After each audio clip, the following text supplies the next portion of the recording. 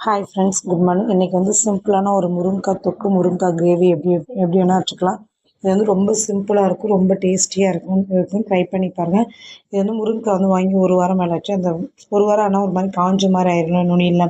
அதனால் வந்து அதில் வந்து கொஞ்சம் சுடு தண்ணியில் வந்து போட்டு 2 நிமிஷம் மட்டும் வேக வச்சு எடுத்தோம் அப்படின்னா அந்த காய் வந்து கொஞ்சம் ஃப்ரெஷ் ஆயிரும். வேகிறதுக்கு கொஞ்சம் நல்லா ஈஸியாக இருக்கும். 2 ஸ்பூன் எண்ணெய் ஊற்றி கடுகு போட்டு, கடுகு பொரிஞ்சதுக்கப்புறம் கருவேப்பிலை போட்டுக்கிட்டேன். ஒரு பெரிய வெங்காயம் வந்து கட் பண்ணி போட்டுக்கிட்டேன். பெரிய வெங்காயம் வந்து நல்லா வதங்கினதுக்கப்புறம் ஒரு பெரிய தக்காளி கட் பண்ணி போட்டுக்கிட்டேன். இல்லை ரொம்ப பேஸ்ட்டாக வேணும்னா தக்காளி அரைச்சி வேணால் போட்டுட்டோம் அப்படின்னா வதங்குற டைம் வந்து ஈஸியாக இருக்கும். டக்குன்னு வந்து நமக்கு வந்து வேலை முடிஞ்சிடும். 1 ஸ்பூன் தூள் உப்பு மட்டும் போட்டுக்கிட்டேன். வந்து வெங்காயம் நல்லா வதங்கிடுச்சு. வெங்காயம் நல்லா வதங்கினதும் தக்காளி வந்து போட்டுட்டு தக்காளி நல்லா வந்து வதங்கி வரணும். ஒரு 1/4 டீஸ்பூன் வந்து மஞ்சள் தூள், 1/2 ஸ்பூன் வந்து மிளகாய் தூள், 2 ஸ்பூன் வந்து மல்லித்தூள். வேறு எந்த தூளும் நான் வந்து ஆட் பண்ணல. உங்களுக்கு வேணும்னா கரம் மசாலா அந்த மாதிரி எதாவது ஆட் பண்ணிக்கலாம். நான் வந்து வேறு எதுவுமே ஆட் பண்ணல. வெறும் மிளகாய் தூள், மல்லித்தூள் மட்டும்தான் ஆட் பண்ணியிருக்கேன்.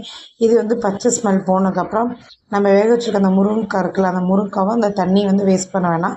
அந்த தண்ணியும் சேர்த்து கொட்டிட்டோம் அப்படின்னா காய் நல்லா வெந்து வரது நல்லா ஈஸியாக இருக்கும். அந்த ஃப்ரெஷ்னஸ்க்காக மட்டும்தான் ஒரு 5 நிமிஷம் மட்டும் வேக வச்சுருந்தேன். இது வந்து நல்லா சுண்டி வரணும். அந்த காய் வந்து நல்லா சுண்டி வந்துருச்சுன்னா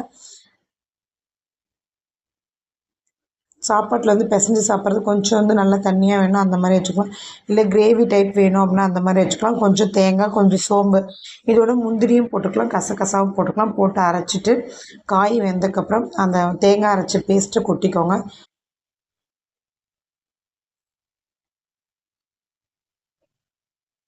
இந்த தேங்காய் அரைச்ச பேஸ்ட்டை வந்து கொட்டிட்டு நல்லா கிண்டிட்டு நல்லா சுண்டி வரணும்.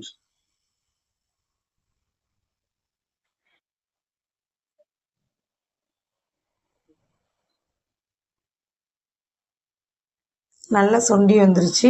இதையே வந்து இன்னும் நல்லா வந்து நம்ம திக்காக்கணும் அப்படின்னா நம்ம நார்மலாக வந்து சாப்பாடுக்கு வந்து தயிர் சாதம், ரச சாதம், சாம்பார் சாதத்துக்கு வந்து தொட்டுக்கு வந்து பொரியலாகவும் வச்சுக்கலாம். இல்லை இதுலேயே வந்து சாப்பாடு வந்து பிசைஞ்சு சாப்பிட்ற மாதிரி நம்ம வந்து யூஸ் பண்ணிக்கலாம். உங்கள் கன்சிஸ்டன்சிக்கு ஏற்ற மாதிரி இது வந்து யூஸ் பண்ணிக்கோங்க. அதுக்கப்புறம் வந்து மேலே வந்து கொத்தமல்லி போட்டு இறக்கி சாப்பிட்டீங்க அப்படின்னா சூப்பராக இருக்கும். ட்ரை பண்ணி பார்த்துட்டு கமெண்ட் பண்ணுங்கள். Thank you so much. சேனலை வந்து சப்ஸ்கிரைப் பண்ணிக்கோங்க. Thank you so much.